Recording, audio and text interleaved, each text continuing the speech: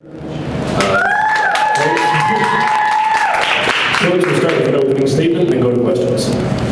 I just think that my girls played an incredible game today. We prepared really hard for them.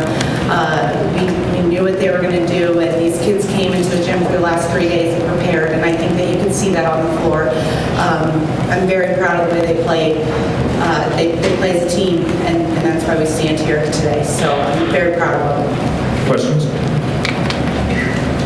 They made that push there to close the gap in the first quarter. Did you guys change anything in the second quarter? No, we just knew that we had to continue to play our game. We knew they would go on runs. We watched enough film on them to see that, they might not be a team that scores, every possession, but they will go on a 10-point or 20-point run. We just told our kids before the game, be prepared for that. They might go on a 15-point run. They might go on a 6-point run. Just be ready for that. Don't panic. Keep playing our game, and we'll score too. Chloe, incredible game. Did you imagine scoring 45 on this big stage? No, I had no idea. Coming in, I was like, it's going to be a bigger court. We're going to have to, it's going to be harder to, push the ball, which is something that we thrive on. Our press, we had to scoot back. So I didn't know how many fast breaks we'd get, which is something that we thrive on. So to be able to come out and score 76 or so points was amazing. Well, when we saw you crack a smile for the first time and you came off and hugged your coach, what were you kind of thinking in that moment as you guys had finally made the title game? I was just thinking about all the hard work we put in, all the 3.5, 4-hour practices that we had spent in the gym and multiple gyms. It's all paid off. This is what we played for. This was the goal, and to be able to accomplish it is just the best feeling in the world. Coach, during that second quarter, obviously you guys trailed. You guys haven't trailed a lot this season. How did you like your team's reaction to that situation? Well, I just think that this group of kids is very composed, and that's something that we talk about. Just stay composed. If the other team's up a little bit, that's all right. We continue to play Lincoln basketball, and we'll be back in it. Trailing is normal. If you're playing in a state game, you expect the other team to be good. You expect it to bounce back and forth a little bit. We told our kids, they might be ahead at some point.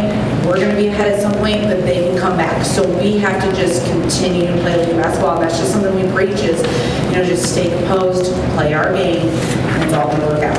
Jenna, you set a record as well today with your 3 points. What was that feeling like? And did you know it at that time when you hit the shot? Yeah, I've known for a while, and I knew today that I had one more, so I just waited until it was my time to make that 3. And Becca, as far as just playing with somebody like Chloe, who's such a good passer as well, how much easier does that make the game for you other five? I have no idea, screwed up. It makes it so much easier because, it's not just a one-person game, and she helps us all contribute, and, yeah.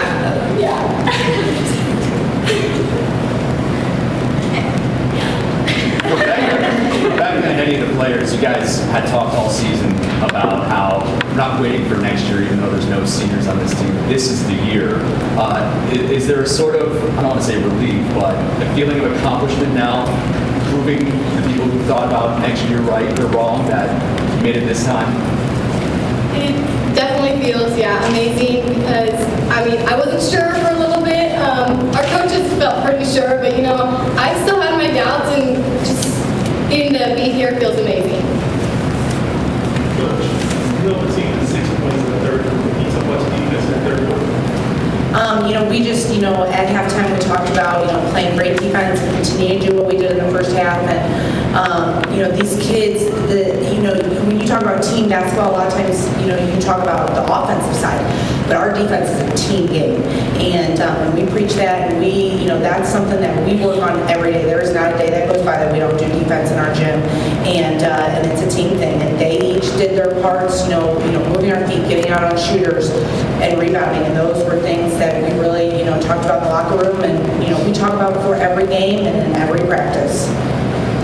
Chloe, speaking of defense, it seemed like Deerfield was one of the tougher teams that you've come up against this season, yet you still have 45 points in the game. What did you see specifically that helped you break that down and get through the physicality that the game had? I think that just my teammates being able to screen and, our offenses really open up the lane. We work on our plays, work on defense plays every day in practice, those Pharaoh practices. But I think that we're able to come out and run our offenses to a T, and that's hard to stop when you're able to execute those. Your brother was a prolific scorer. Your sister was a solid scorer. Does this maybe give you a little bragging rights at the dinner table now? They're not really bragging rights, because I said I'm doing this for them because, my brother, COVID, and they were a solid team. They should be here, and so to be able to have him in the stands, my sister as well, is just a heartwarming feeling, and I'm glad that I was able to do this for them. And Piper, because her brother Cameron Whiteman was on that team, so we always say we're doing this for them.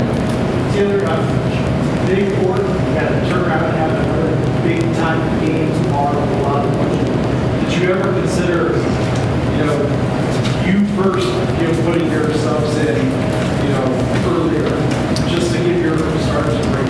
No. I trust that these kids, this is what we prepare for, this is what we run in practice for, this is why we go up and down every day in practice, and it is a better floor, and I think that we made that adjustment and moving our press back, that's why you play in tournaments, that's why you play in a Thanksgiving tournament or in a Christmas tournament, because when you get to this point in the season, you're playing back-to-back games, and so I know that they're going to go home tonight, they're going to take the ice baths that they don't like to take, and they're going to be ready to go tomorrow, and I fully believe in, these 6 kids, and they just did a phenomenal job tonight, and I think that they're going to come out and do a phenomenal job again tomorrow. Got time for a couple more. I know you've taken things one game at a time, but did you have any time to watch Nazareth Academy right before? Obviously, you guys did before. We did. We came early and we watched them play. They're a great team. They've been ranked number 1 all season. They're a great team, and so we're going to prepare for them. We'll probably do some sort of a walkthrough. Definitely tomorrow. I even contemplated doing one tonight. We're gonna get a steak dinner, and then we're gonna probably talk about how to prepare for them and get them ready to go. And we had 3 days to prepare for Deerfield, and we spent all 3 days doing that.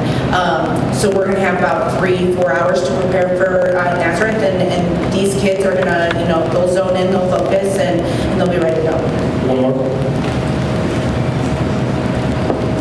All right, that'll do it. Again, state championship game tomorrow at 5:30. One other note, no 3 clean in the 4-class era has gone perfect with the state title. The last one to do it with 36 or more wins is Peoria Ridgewoods in 2005. So, Coach, thank you.